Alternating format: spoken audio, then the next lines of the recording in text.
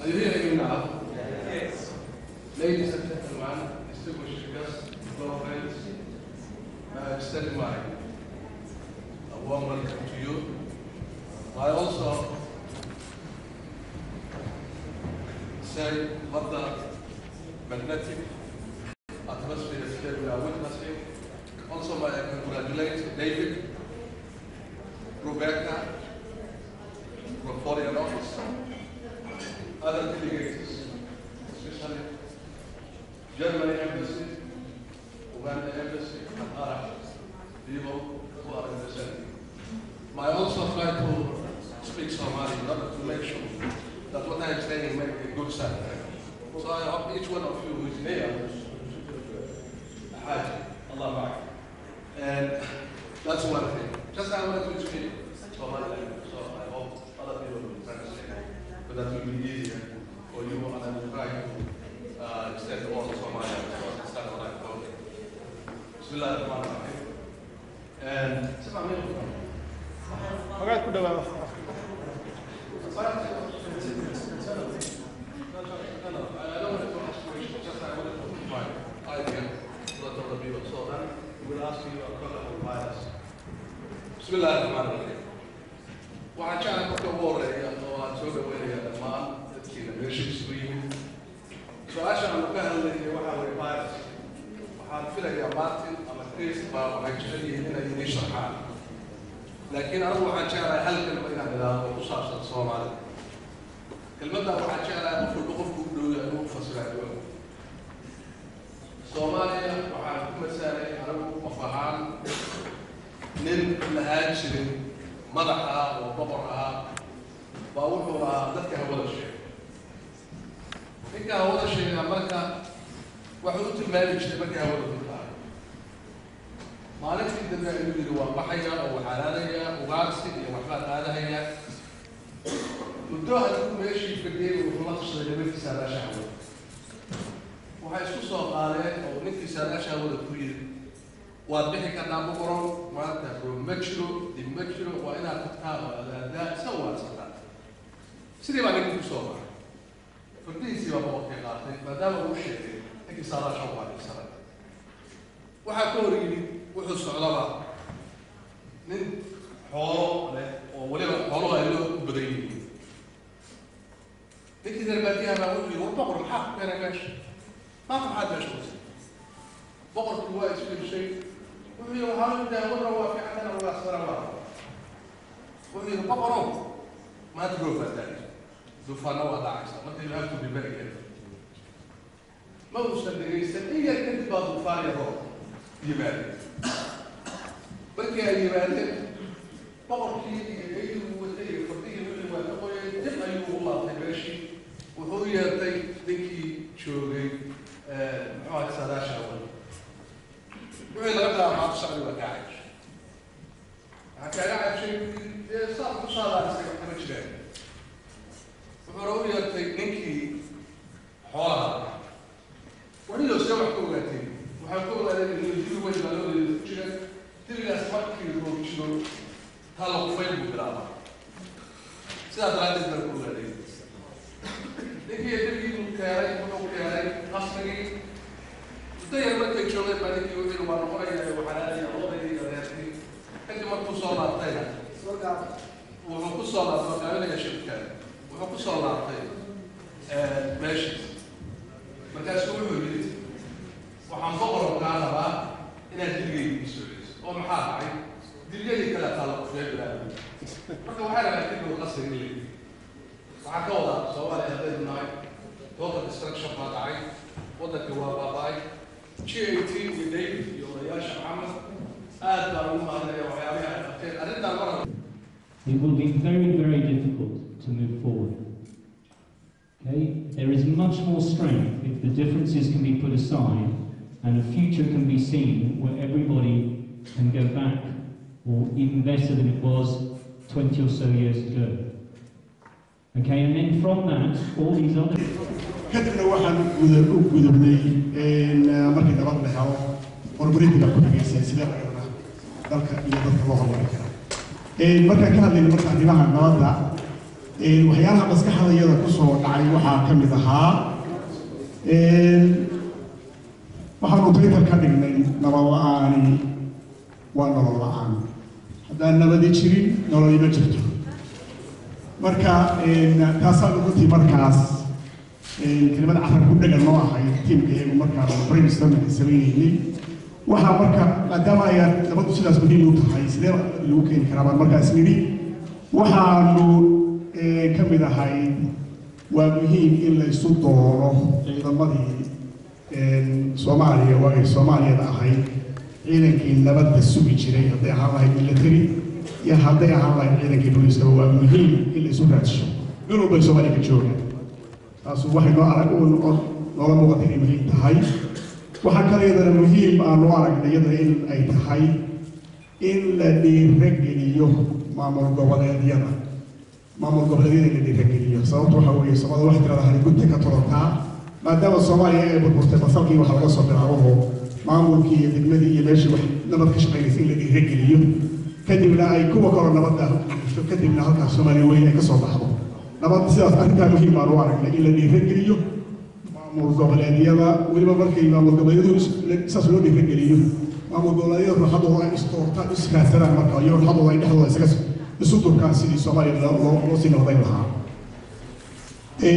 waxaan kaleeto oo qodobka sii ka dhiganay in la jiheeyo maleeshiyooyinka hubaysan in la jiheeyo oo meeshaas markaa maamulka jirta ay xilgaar iska saartay inay maleeshiyada hubaysan ay hubaysnaan jiray ay raadiso xirfad iyo aqoon iyo tababar iyo ku samaysa markaas in la jiheeyo maleeshiyooyinka noocay rabaan ha ahaadeen hadday rabaan kuwa koonfurta noocay rabaan ha ahaadeen maleeshiyooyinka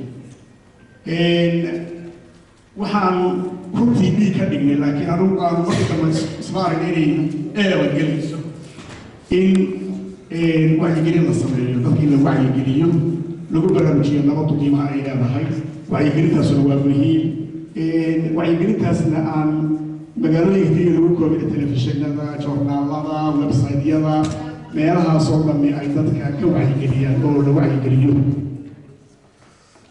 wacyigelintaas marka muhiim baa in la wacyigeliyo oo nabadda la barmoodgareeyo markaas waxaa sii noo noqday marka qolo walba maamulka ay leedahay iyo nidaamka ay samaysato iyo dowladda Soomaaliya hadda ka wada dhaxaysa in ay markaa nidaamka ay degsatay lagu dhaqmo oo sida uu yahay dastuurka isticmaalaha lagu dhaqmo iyadana muhiim baa u aragnay si ay oo salka ku haya cadaalad iyo sinaan iyo nabadayn magaranaysa taas waa arrimihii la xiriiray nabadaynta developmentigu waxaanu ka hadlay in la abuuro mashaariic horumarineed sida kalluumaysiga beeraha xoolaha iyo biyaha arrimahaas in Soomaaliya laga caawiyo waayo arrimahaas hodan bay ku tahay wax meel fog laga raadinaya ma aha waxaan qodobka labaadna ka dhignay in la caawiyo gobollada nabaddu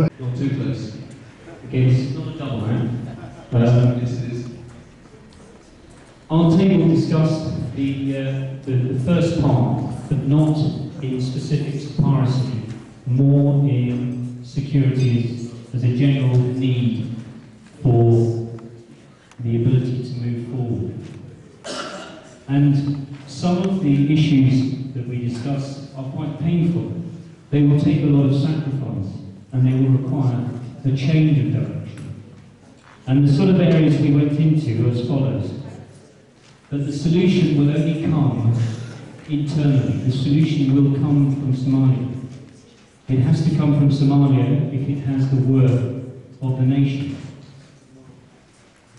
You wait until you find something that's going to work, and then you go invest those resources into it.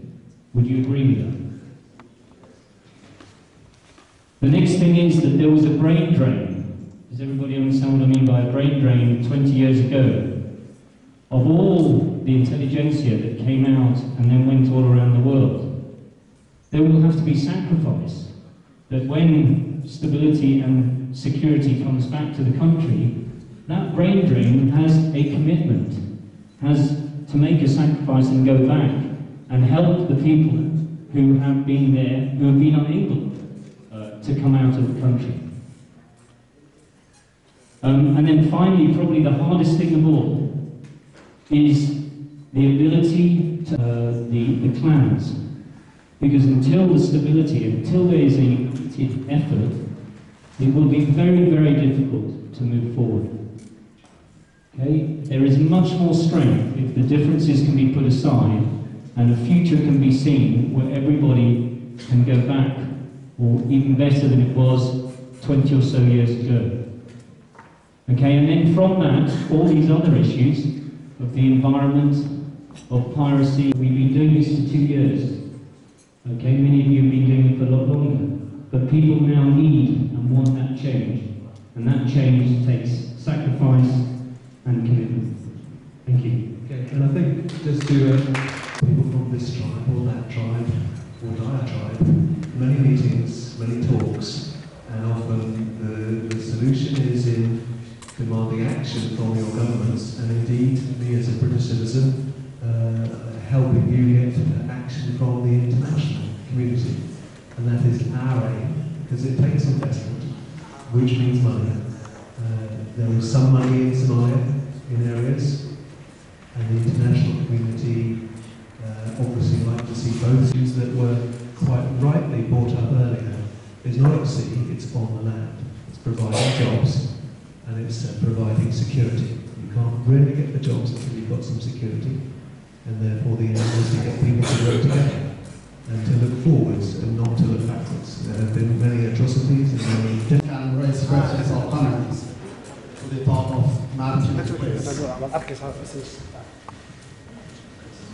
Any question or comment in this?